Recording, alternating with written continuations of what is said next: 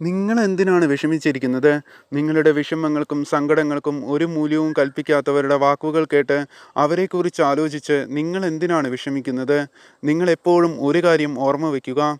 നിങ്ങളെ ഈ ലോകത്ത് ഒരാളും ഓർക്കുക പോലും ചെയ്യുന്നില്ല. ഓർക്കുന്നുണ്ടെങ്കിൽ അത് അവരവരുടെ ആവശ്യങ്ങൾക്ക് വേണ്ടിയാണെന്ന കാര്യം മറക്കാതിരിക്കുക.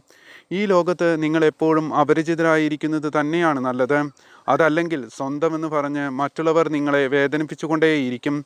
ഇതുവരെ സംഭവിച്ചതെന്തോ അത് സംഭവിച്ചു കഴിഞ്ഞു. അതിൽ ഒരു മാറ്റവും വരുത്താൻ നിങ്ങൾക്ക് കഴിയില്ല.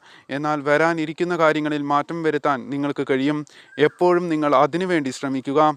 ഒരിക്കലും മറ്റുള്ളവരുടെ പുറകെ സഞ്ചരിക്കാൻ ശ്രമിക്കാതിരിക്കുക. നിങ്ങൾ നിങ്ങളുടെ സ്വപ്നങ്ങൾക്ക് പുറകെ സഞ്ചരിക്കാൻ ശ്രമിക്കുക. അങ്ങനെ വന്നാൽ നിങ്ങളെ കണ്ടില്ലെന്ന് നടിച്ച് നടന്നവർ പോലും നിങ്ങളുടെ കൂടെ നടക്കാൻ കൊതിക്കും. ഇത് ജീവിതമാണ്. ഇവിടെ നിങ്ങൾക്ക് ഒരുപാട് വിജയങ്ങൾ നേടിയെടുക്കാനുണ്ട്. ഒരുപാട് വീഴ്ചകളെ അതിജീവിക്കാനുമുണ്ട്. അതിനാൽ മുന്നോട്ട് തന്നെ പോകുക. നിങ്ങൾ ഇതുവരെ ജീവിതം എന്ന പുസ്തകത്തിലെ കുറച്ച് പേജുകൾ മാത്രമേ എഴുതി തീർത്തിട്ടുള്ളൂ. ഇനിയും നിങ്ങൾക്കായി എത്രയോ പേജുകൾ എഴുതി തീർക്കാൻ കാത്തിരിക്കുന്നുണ്ട്. നമ്മുടെ ജീവിതത്തിലേക്ക് കടന്നു വരുന്ന ദുഃഖങ്ങൾ ചില തിരിച്ചറിവുകൾ കൂടി നമുക്ക് സമ്മാനിക്കുന്നുണ്ട്. ആ തിരിച്ചറിവുകൾ നമ്മുടെ മുന്നോട്ടുള്ള യാത്രയെ സുഗമമാക്കും. ചില കാര്യങ്ങൾ പലപ്പോഴും മറന്നുകളയാൻ ശ്രമിക്കുക. മറ്റുള്ളവർ നിങ്ങളോട് എന്ത് പറഞ്ഞു, എങ്ങനെ പെരുമാറി എന്നതൊന്നും ചില അവസരങ്ങളിൽ പ്രാധാന്യം അർഹിക്കുന്നതേയല്ല.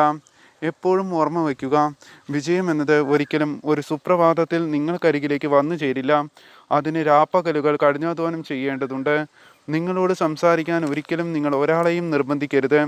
നിങ്ങളെ ഇഷ്ടമുണ്ടെങ്കിൽ തിരിച്ചൊന്നും പ്രതീക്ഷിക്കാതെ അവർ നിങ്ങളോട് സംസാരിക്കും. എപ്പോഴും വലിയ വലിയ സ്വപ്നങ്ങൾ കാണുന്നവരെ ഈ ലോകം കളിയാക്കുക മാത്രമേയുള്ളൂ. കാരണം വലിയ സ്വപ്നങ്ങളെ ഉൾക്കൊള്ളാനുള്ള ഈ ലോകത്തിലെ മറ്റുള്ളവർക്ക് കഴിയില്ല.